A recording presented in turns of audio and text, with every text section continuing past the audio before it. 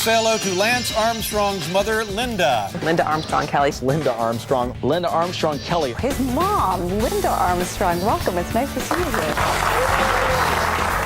Stand up for yourself and take risks. Lord knows that is a story of my life. I mean, think about it. Determination, focus, and commitment. You've got to take risks. Optimistic people always find solutions. Another thing I think about is how important it is to communicate and connect. A lot of times, you're not going to get the answers to those questions that you want to hear.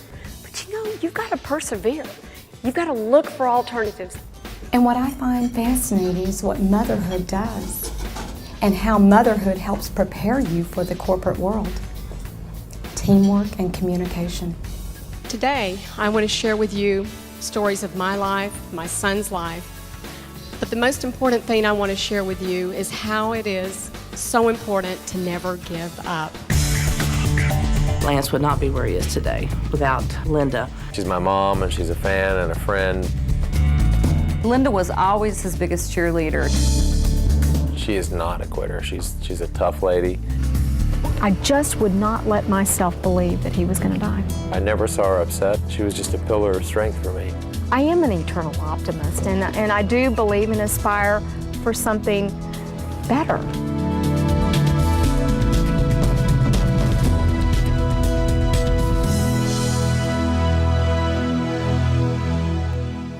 I am so proud to be the mom of Lance Armstrong. One of my biggest accomplishments was raising my son, Lance. But you know what's so amazing is that I'm up here talking to all of you today. I mean, if you had known me way back when, you'd be amazed too. Because when I was 16 years old, okay, anybody here raising a 16-year-old or have raised a 16-year-old? Well, think about it. You come home from work one night and your 16-year-old daughter is sitting on the sofa and you just know something is wrong. So you say, honey, how was your day? What's wrong? You hear these dreaded words you don't think you'll ever hear and hope that you never hear. What? I'm pregnant. That is where my story begins.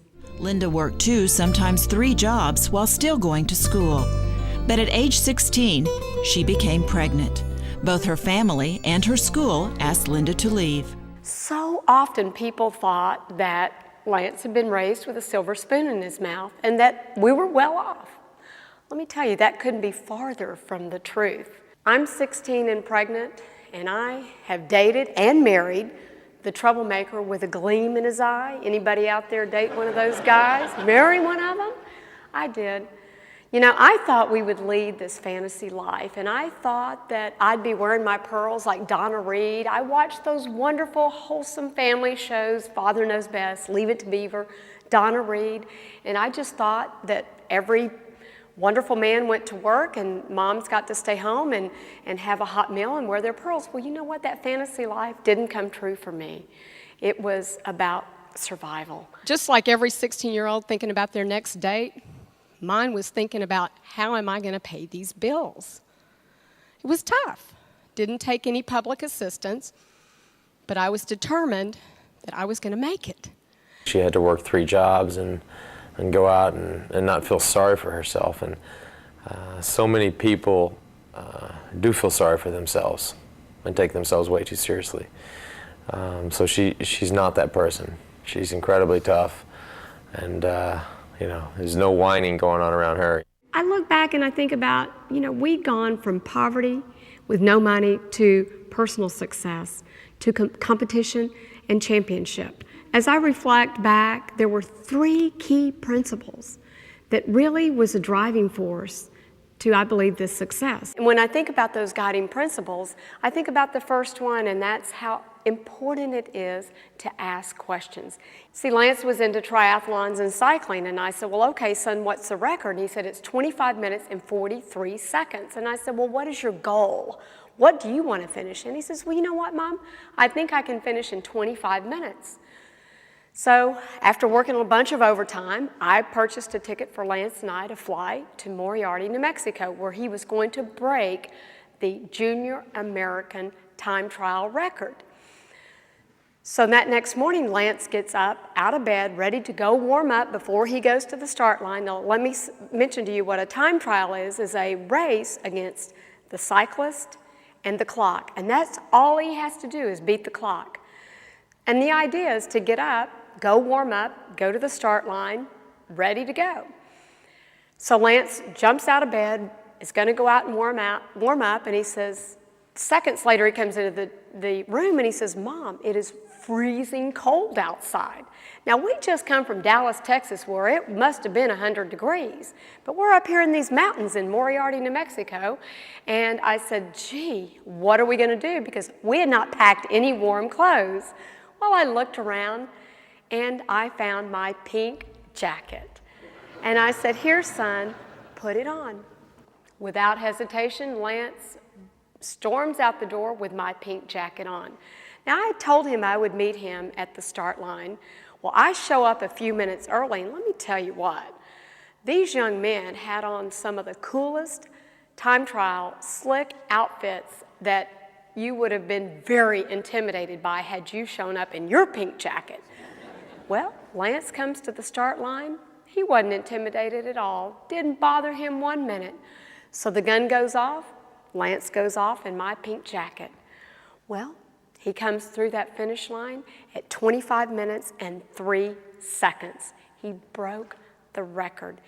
He didn't let anybody intimidate him, and he stood up for himself. He was focused, he was determined, and he was committed. He set his goal, and he accomplished it. Back when I was 16, 17 years old, and really getting into big-time sports, she made me sit down at the beginning of the year and write down my goals. It's not a goal until you write it down, she would say. By now, Linda was juggling Lance's demanding schedule with a full-time job. She had landed an administrative position with a telecommunications company based in Plano, Texas. When Linda first came to Erickson, what struck me about her was that she was very mature, she was very bright. I was like a sponge. I wanted to soak up everything I could learn, and the young people around me, these young, bright engineers that were just fresh out of college, it was such a refreshing experience for me. Linda had some schooling behind her, but she didn't have the 4-year college degree. So it was a struggle. She was always proving herself, and I think that because she was so mature and so smart, she figured out a way to overcome those obstacles. I think Linda proved that street smarts got her go a long way, and she was able to deliver. Please welcome Linda Armstrong Kelly. Linda now in her life is at a totally different place in her life now. You. She, Lance rather than just having to work every day, wanted she to works be just as friends. hard. But she does a lot of charity work, raises a lot of money for cancer. I am so very proud to introduce to you tonight my son, Lance Armstrong. Linda now had more time to devote to Lance's foundation. Maybe she should have talked tonight. I've never seen you talk like that, Mom.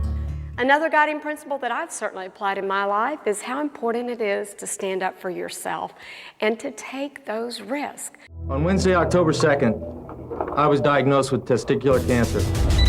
Well, one evening I come home from work and the phone rings, and I got to tell you, this was a phone call I never expected to get. Lance's neighbor calls me and tells me Lance has been diagnosed with cancer. He's 26 years old. How can this be when just like that your life can change? And as much as I wanted to take that disease from him, I couldn't.